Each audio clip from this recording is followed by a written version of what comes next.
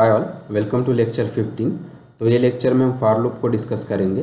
तो for loop basically definite loop conditions को implement करने में हमारी हेल्प करता है और बेसिकली जो भी सीक्वेंस और कलेक्शंस है उनके वैल्यूज़ पे इटरेट करने में भी हमारी हेल्प करता है। ठीक है, तो इसका सिंटैक्स इस तरह से रहेगा कि for variable name in iterator, जिस पे हम इटरेट करना चाहते हैं, फॉलोड बाय कोलन और फिर ग्रुप ऑफ स्टेटमेंट जो बेसिकली फॉर ब्लॉक को रिप्रेजेंट करेंगे। ठीक है, तो इसका वर्किंग इस तरह से होगा कि इटरेटर यानी कलेक्शन से सीक्वेंस है जो बेसिकली ग्रुप ऑफ आइटम से बना है। ठीक है, तो हम उसके पहले वैल्यू के साथ स्टार्ट करेंगे, उसका वैल्यू हम ये वेरिएबल को असाइन करेंगे और फिर हम फॉर ब्लॉक में एंटर करके जो भी स्टेटमेंट्स है वो एग्जीक्यूट करेंगे। जैसे हमारा फॉर ब्लॉक एग्जीक्यूट हो गया तो हम उसके बाहर जंप नहीं करेंगे बल्कि इटरेटर में फिर से जाएंगे, उसका नेक्स्ट वैल्यू रीड करेंगे, फिर वो वेरिएबल को असाइन करेंगे और फिर से फॉर ब्लॉक में एंटर करके ये स्टेटमेंट्स एग्जीक्यूट करेंगे। और ये एक बार हो गया तो फिर से इटरेटर में जाके उसका नेक्स्ट वैल्यू रीड करके वेरिएबल को असाइन करेंगे। तो ये हम करते रहेंगे जब तक ये इटरेटर के सभी वैल्यूज़ हम रीड नहीं कर लेते। और जैसे ही इटरेटर के हम एंड में पहुंच गए यानी पूरे उसके वैल्यूज़ को हमने एग्जॉस्ट कर दिया, फिर हम यहाँ से जंप करके फॉर ब्लॉक के बाद के जो भी स्टेटमेंट्स है वो एग्जीक्यूट करेंगे। ठीक है, तो बेसिकली जो हमने इटरेटर बात किया तो ये बेसिकली जैसे कि हमने बात की थी कि ये कलेक्शन ऑफ ऑब्जेक्ट्स है जिन पे हम इटरेट कर सकते हैं। तो ये क्या क्या हो सकते हैं पाइथन में? बेसिकली कलेक्शंस यानी जो सेकेंडरी डेटा टाइप्स हमने बस डिस्कस किए अभी तक कि स्ट्रिंग हो गया, लिस्ट हो गया, टपल, सेट एंड डिक्शनरी। तो वो बेसिकली इंडिविजुअल डेटा टाइप्स नहीं है जैसे इंटीजर और फ्लोट, वो basically collection of other objects है, राइट। तो हम उनको उन पे हम इटरेट कर सकते हैं और वो भी इटरेटर है। हम फाइल्स पे इटरेट कर सकते हैं, यूज़र डिफाइन ऑब्जेक्ट्स पे इटरेट कर सकते हैं जो हम आगे देखेंगे, और हम न्यूमेरिक सीक्वेंस भी क्रिएट कर सकते हैं और उस पर भी इटरेट कर सकते हैं। ठीक है, और जैसे अभी हमको पता है कि जो भी हमको अगर कोई ब्लॉक रिप्रेजेंट करना है पाइथन में तो हम इंडेंटेशन का यूज़ कर सकते हैं। तो यहाँ पे मुझे फॉर ब्लॉक में अगर मल्टीपल स्टेटमेंट्स है तो मैं उनको इस तरह से फॉर से राइट में शिफ्ट करूँगा, और अगर वहाँ पे मल्टीपल स्टेटमेंट्स है तो सबका इंडेंटेशन या स्पेसिंग हम सेम रखेंगे। ठीक है, तो ये एक एग्जांपल है कि अगर हमको चाहिए कि एक स्ट्रिंग जो बेसिकली ग्रुप ऑफ कैरेक्टर्स है और हम चाहते हैं कि उसके इंडिविजुअल कैरेक्टर्स को हम 1 बाय 1 प्रिंट करें, तो हम फॉर लूप के हेल्प से इस तरह से कर सकते हैं। तो ये स्ट्रिंग है मेरा कि पाइथन जो बेसिकली 6 कैरेक्टर से बना है, राइट, PYTHONN।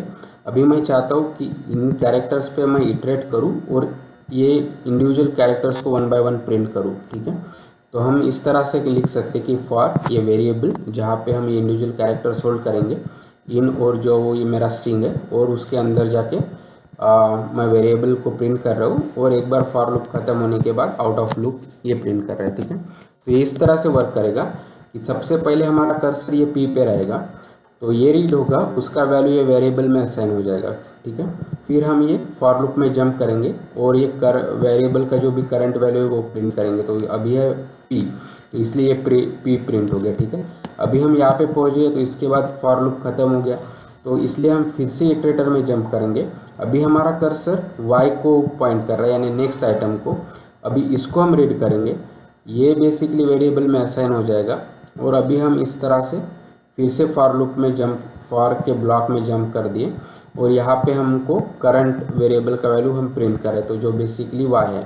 फिर से यहाँ पे एंड ऑफ फॉर लूप, अभी जाके नेक्स्ट कैरेक्टर जो बेसिकली T है और एंड सो ऑन, राइट। तो हम इस तरह से पूरे PYTHONN ये सभी कैरेक्टर्स को एक बार रीड कर लेंगे, और N के बाद क्या होगा, हमारा कर्सर स्ट्रिंग के बाहर जंप करेगा, तो पाइथन को पता चलेगा कि हाँ इट्स एंड ऑफ स्ट्रिंग। तो बेसिकली ये अभी फॉर लूप के अंदर नहीं आएगा बल्कि ये डायरेक्ट बाहर जंप करके आउट ऑफ लूप जो हमने स्टेटमेंट दिया है फॉर लूप के बाहर, तो वो प्रिंट होगा। ठीक है, और एक दूसरी बात कि हम सिर्फ ये कलेक्शंस पे या स्ट्रिंग पे इटरेट नहीं कर सकते बल्कि हम हमारे खुद की न्यूमेरिक सीक्वेंस बना सकते हैं। ठीक है, तो एक तरीका ये है कि हम इसको रेंज फंक्शन के थ्रू कर सकते हैं। तो basically range function sequence of integers बनाने में हमारी हेल्प करता है। तो इसका सिंटैक्स इस तरह से रहेगा कि रेंज, और ये फंक्शन है इसलिए पैरेंथेसिस में आएगा, और यहाँ पे जो भी वैल्यू जहाँ तक कि हमारा सीक्वेंस बनना चाहिए। ठीक है, और ये start and step basically optional है, तो जब भी हम रेंज ऑफ n करते हैं तो बेसिकली हमको 0 से लेके n-1 तक के इंटीजर्स मिलेंगे, ठीक है। लेकिन अगर हमको 0 से स्टार्ट नहीं करना है, कोई दूसरे वैल्यू से स्टार्ट करना है, तो हम ये जो ऑप्शनल पैरामीटर है स्टार्ट, वो दे सकते हैं ताकि वो स्टार्ट से अभी स्टार्ट हो जाए और वो n-1 तक के सीक्वेंस क्रिएट करे, ठीक है। और बाय डिफ़ॉल्ट जो भी ये सीक्वेंसेस है, ये सीक्वेंस ऑफ इंटीजर्स है, वो पूरे सीक्वेंस में रहेंगे, जैसे 1 2 3 4 5 6, ठीक है। अगर हम चाहते हैं कि बीच के कुछ वैल्यूज़ हम स्किप करें तो उसके लिए स्टेप है, राइट। अगर हमको अल्टरनेट वैल्यूज़ प्रिंट करना है तो हम स्टेप 2 दे सकते हैं और सो ऑन, ठीक है। तो इसलिए हम इन तीनों पैरामीटर्स का यूज़ करके हम ये बेसिकली सीक्वेंस ऑफ इंटीजर्स बना सकते हैं, ठीक है। तो ये कुछ एग्जांपल्स हैं। अगर मैं रेंज ऑफ 5 देता हूँ तो जैसे कि हमको पता है कि ये रेंज फंक्शन क्या करेगा, 0 से लेके 5-1 तक के इंटीजर्स का सीक्वेंस हमें रिटर्न करेगा, इसलिए हमको 0 1 2 3 4 मिला, ठीक है। तो दो इम्पोर्टेंट चीज़ कि बाय डिफ़ॉल्ट ये 0 से स्टार्ट हो रहा है और ये बेसिकली ये जो वैल्यू है वो इसको इंक्लूड नहीं करेगा, उसके -1 तक के वैल्यूज़ हमको देगा, ठीक है। और अभी मुझे 0 से स्टार्ट नहीं करना है बल्कि 1 से स्टार्ट करना है, और अभी मुझे 5 को भी इंक्लूड करना होता था तो मैं इस तरह से कर सकता था कि अभी रेंज 6 तक, क्योंकि मुझे 5 को भी इंक्लूड करना है, लेकिन अभी मैं स्टार्ट करूँगा 1 से, ना कि 0 से, ठीक है। तो इसलिए मैंने यहाँ पे स्टार्ट पैरामीटर भी दिया। तो ये बेसिकली मुझे 1 2 3 4 5 इस तरह से रिटर्न करेगा, ठीक है।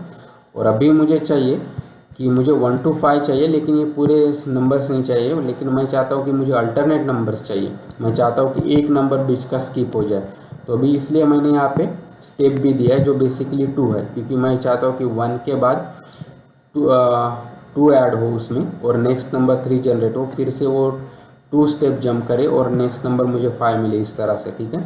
तो अगर मैं इस तरह से रेंज 1, 6, 2 देता हूँ तो मुझे ये सीक्वेंस मिलेगा 1 3 5, ठीक है। तो जो हमने वाइल लूप में प्रोग्राम देखा था कि प्रिंट वैल्यूज़ फ्रॉम 0 to 4, वो हम फॉर लूप से भी कर सकते हैं और अभी यूजिंग रेंज फंक्शन, ठीक है।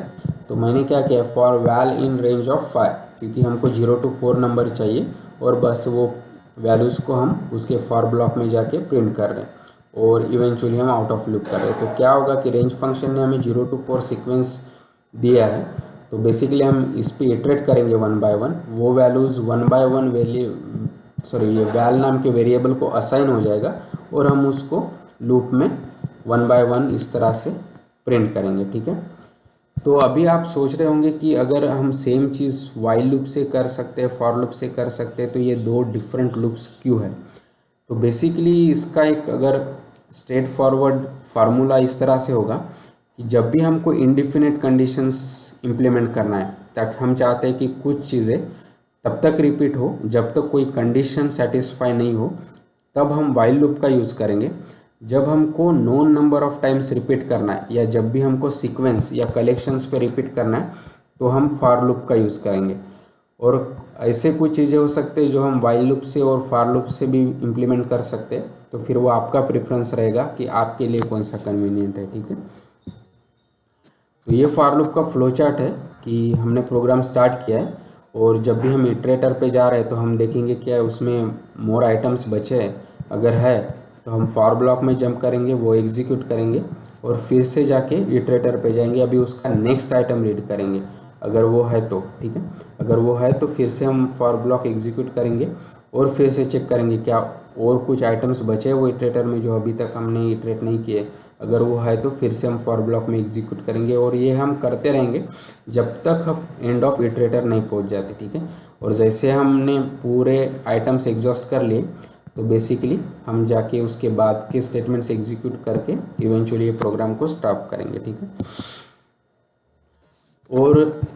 और वाइल लूप के तरह फॉर लूप भी बेसिकली एल्स के साथ आ सकता है। तो इसका सिंटैक्स इस तरह से रहेगा कि फॉर वार इन जो भी सीक्वेंस या इटरेटर और फिर ग्रुप ऑफ स्टेटमेंट्स। तो ये पार्ट बेसिकली सेम जो फॉर लूप में हमने डिस्कस किया था, लेकिन अभी फॉर के साथ साथ एल्स भी आ रहा है और अभी यहाँ पे ग्रुप ऑफ स्टेटमेंट्स जो हम चाहते हैं कि एल्स ब्लॉक को बिलोंग करे, ठीक है। तो इसका भी वर्किंग उसी तरह से रहेगा कि हम पहले सीक्वेंस को 1 by 1 इटरेट करेंगे और ये फॉर ब्लॉक को एग्जीक्यूट करेंगे रिपीटेडली, और जब हम पूरे उसके आइटम्स को एग्जॉस्ट कर चुके होते या पूरे वैल्यूज़ को हमने रीड कर लिया तो हम एल्स ब्लॉक में जंप करके एल्स ब्लॉक के स्टेटमेंट्स एग्जीक्यूट करेंगे। ठीक है, तो अभी आप देख पा रहे कि मैं आइडियली में हूँ। तो जो भी हमने प्रोग्राम 0 to 4 सीक्वेंस का डिस्कस किया वो अभी हम यहाँ पे इम्प्लीमेंट करके देखते हैं यूजिंग फॉर लूप। ठीक है, तो उसके लिए मैं नया फाइल ओपन और यहाँ पे कोड कर सकते हैं। तो बेसिकली क्या था कि फॉर अभी मुझे 0 to 4 सीक्वेंस चाहिए, राइट। तो मैं बेसिकली क्या कर सकता हूँ कि फॉर एक्स इन रेंज, ठीक है, और रेंज में हम बस 5 दे सकते हैं। ठीक है, और यहाँ पे जाके हम ये एक्स को प्रिंट करेंगे और इवेंचुअली हम यहाँ पे आउट ऑफ लूप प्रिंट कर देंगे इस तरह से। ठीक है, और अभी मैं इसको सेव करता हूँ और अभी हम इसको देंगे कि ये फॉर लूप है। ठीक है, हम इसको सेव करते हैं और फिर अभी हम इसको रन करते हैं। तो अभी आपने देखा कि इसने 0 to 4 जो भी नंबर्स है वो प्रिंट कर दिए और इवेंचुअली बाहर जाके आउट ऑफ लूप कर दिया। तो यहाँ पे आपने देखा हम जो भी डिफ़ॉल्ट वैल्यूज़ है वो भी दे सकते हैं कि हमको पता है कि ये बाय डिफ़ॉल्ट 0 से स्टार्ट होता है और स्टेप 1 होता है। तो ये भी हम दे सकते हैं, लेकिन इसका ज़रूरी नहीं है क्योंकि ये डिफ़ॉल्ट वैल्यूज़ है। अगर हमको कुछ दूसरे वैल्यूज़ यूज होते तो कर सकते थे, लेकिन अगर मैं डिफ़ॉल्ट भी देता हूँ तो हमको सेम रिजल्ट मिलेंगे। ठीक है, तो आई होप कि अभी आपको फॉर लूप के बारे में अच्छा आइडिया होगा। So please like the video, share the video, subscribe to the channel and keep learning, keep coding and have fun. Thank you.